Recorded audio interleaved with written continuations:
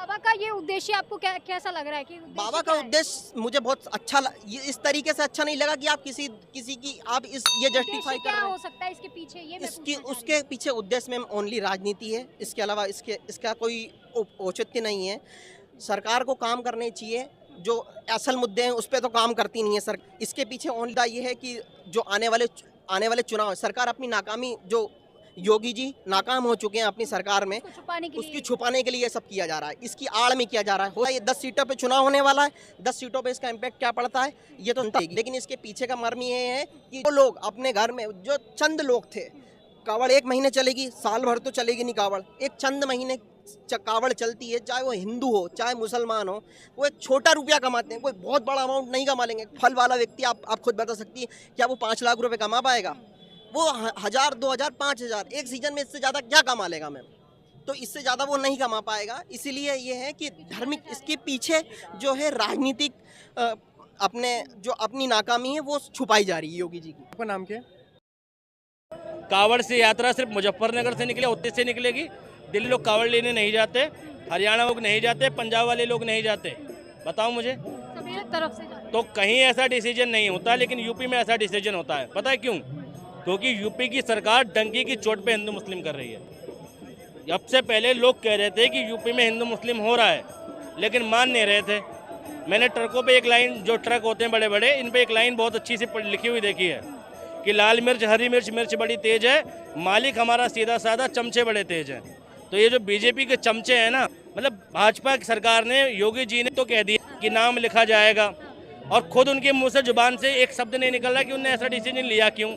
आज तक वो रिफाई नहीं कर पा रहे, ठीक है। लेकिन उनके जो भक्त हैं जस्टिफिकेशन दे रहे हैं दुनिया की कि मुसलमानों के मांस पे लिखा हो सकता है हलाल मीट, तो हिंदुओं पे क्यों नहीं लिखा हो सकता? तो हलाल मीट होना, हलाल होना रिलीजन नहीं है, पैटर्न ऑफ रिलीजन है।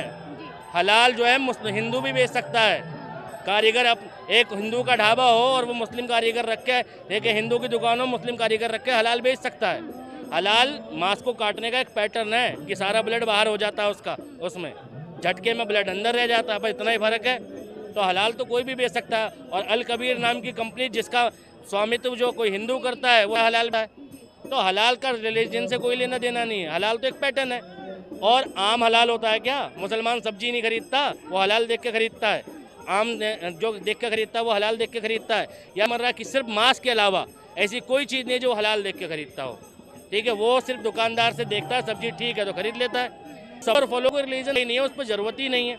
और ठेले वाला कौन होता है?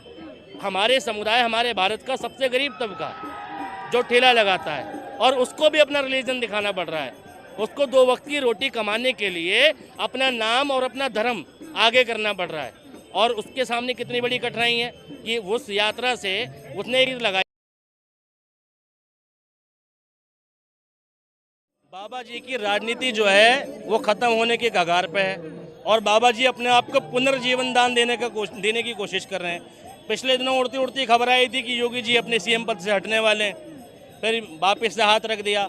अब योगी जी ने ये उम्मीद लगाई है कि किसी तरीके से वापस पुराने पे, क्योंकि मैं हिंदू सम्राट हूँ, तो किसी भी तरीके से हिंदू सम्राट साबित करूँ और देश का बहुसंख्यक लोगों का वोट हासिल। यही एक कोशिश के अलावा कोई कोशिश नहीं, अपनी कुर्सी बचाने की कोशिश है। अभी इससे पहले जब बाबा जी मुख्यमंत्री बने थे 2017 में, तो पहला डिसीजन क्या था?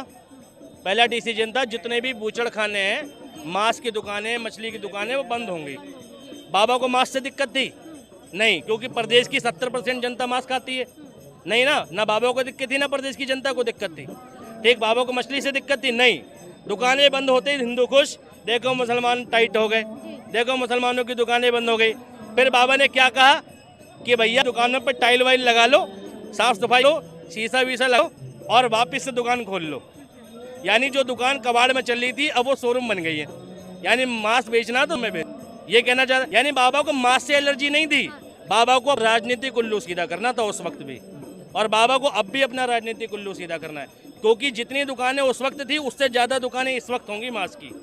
और मैं ये गारंटी से कह रहा हूँ भैया, प्रदेश में मुस्लिमों की जनसंख्या है 22 से 23% है, शायद यूपी में 30% होगी, 70% हिंदू है, और नॉनवेज खाने वाले जो लोग हैं वो 70% है, तो वो सारे मुसलमान तो है नहीं। कौन खाता है जी? सारे हिंदू। फिर तो ये समझने की बात है कि बाबा नाम लिखने का एंगल, हलाल का एंगल, ठीक है, ठेलों पे नाम लिखने का एंगल जी, पहले ऐसी दिक्कतें हो जाती थी, इन सब के तहत बाबा और कुल्लू सीधा का, और हो सकता है वो थोड़े कामयाब भी हो जाए। लेकिन यूपी वालों ने जिस तरीके से अयोध्या में गाल पे तमाशा मारा ना बीजेपी की, अब की बार फिर लग रहा है, इस वजह से फिर लगेगा। फिर लगेगा। जितना तुम हिंदू मुस्लिम करोगे जी, उतनी तुम्हारी सीटें घटेंगी इस बार। अच्छा, ये एंगल तो अभी हम देख रहे हैं कि नेम प्लेट लग रहा है तो नाम आरिफ आ रहा है, ये तो हो गया धर्म। लेकिन क्या एक एंगल ये भी सेट होने वाला है कि धर्म के बाद जाति वाला टाइप भी आ जाएगा, जिसमें SC ST OBC भी आ जाएगा? नहीं, वो तो उस पर योगी जी का कोई अधिकार ही नहीं है।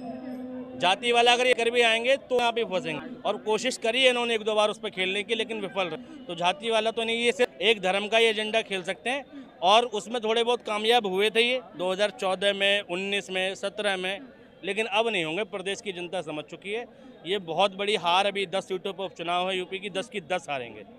केदारनाथ की भी खबर थी कि 228 किलो वहाँ से गायब हो गया, और दूसरा केदारनाथ यहाँ दिल्ली में मनाया जाए, जबकि एक केदारनाथ जिसकी मान्यता प्राप्त है वो एक ही जगह पे होना चाहिए। यहाँ वहाँ के आचार्य जी ने भी इस तरीके का बयान दिया है और कहा है। उस सोने पे बात नहीं हो रही, लेकिन इस तरीके के ऐलान हो जा रहे हैं। इस को आप कैसे देख रहे हैं? राजनीति है भाई। 224 किलो सोना है ना, 228 किलो सोना कहाँ गया? वो गया कहाँ भाई? केदारनाथ से वो सोना गायब हो तो गया कहाँ? अभी मुक्तेश्वर आनंद ने बार बार कहा कि इस पर बात हो, इस पर बात हो, इस पर चर्चा तक नहीं हो रही, मीडिया की रिपोर्टिंग तक नहीं हो रही। अगर अब की बार बजट आएगा तो सबसे ज़्यादा फंड मिलने वाला है, तुम हमारी मर्जी के हिसाब से बात करना, ठीक? और भाई मंदिरों से चोरी होगी, मस्जिदों से चोरी होगी, ठीक है, गुरुद्वारों से चोरी होगी, अगर भाजपा की सरकार रही तो। भाजपा सरकार आती जिस दम पर है, मतलब हिंदुओं की भी सगी नहीं है। सोना गायब हो, उस पर एक मीटिंग ही बैठा देते, एक जांच ही कर लेते, एक बयान ही दे देते। और दिल्ली में जो विवाद चल रहा था केदारनाथ का, उस पर से धाम शब्द हटा दिया गया है, ठीक है। तो भाजपा किसी की सगी नहीं है। भाजपा या मोदी जी या योगी जी ये सत्ता के लोभी हैं, सत्ता पे बना रहना चाहते हैं किसी भी हाल में, किसी भी तरीके से इन्हें कुर्सी चाहिए, चाहे वो किसी की जान की कीमत पर ही आए। बुलडोजर को लेकर ये फेमस हुए थे, बुलडोजर का इन्हें दुष्परिणाम देखने लगे, अयोध्या तक से बुलडोजर की वजह से।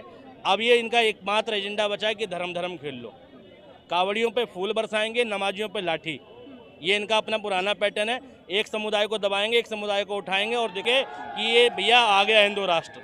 आज जो होगा नहीं, ठीक है, जो होगा नहीं, क्योंकि ये डेमोक्रेटिक राष्ट्र है। बाबा साहब का संविधान इतना मजबूत है कि योगी आदित्यनाथ की 10 पीढ़ियां भी आ जाएं तो इस देश को हिंदू राष्ट्र नहीं बना सकते, धर्म का राष्ट्र नहीं बना सकते। कांवड़ यात्रा में हम सबसे ज़्यादा जो यात्री होते हैं, जो कांवड़ ले जाने वाले होते हैं, मैंने एक वीडियो भी किया था, उनसे बात भी की थी, सबसे ज़्यादा SC ST OBC होता है। लेकिन जब ये नेता लोग उनको हिंदू बताते हैं और जब उनके अधिकार की बात होती है तब उनको वो SC ST बता देते हैं, तब वो हिंदू थे। कई बार हमने ऐसा देखा है कि उनको मंदिरों में जाने से रोका जाता है, लेकिन इसमें वो जो हिंदू हो जाते हैं। ये भी एक एंगल जो है कट किया जा रहा है क्या? बीजेपी मुस्लिम करती है, इसका प्रमाण अब 2019 के लोकसभा चुनाव के बाद संसद में सबसे मंत्रियों के लगाते हो। संसद में हुआ कि किसी व्यक्ति ने किसी से संवैधानिक पद की शपथ लेने के बाद धार्मिक नारे लगाए। असदुद्दीन ओवैसी भी अल्लाह अकबर नहीं चिल्लाया था, पिछले 30-35 सालों से सांसद है वो, ठीक है। लेकिन जब इन्होंने नारे लगाए तो रिवर्स में उसने भी नारे लगाए।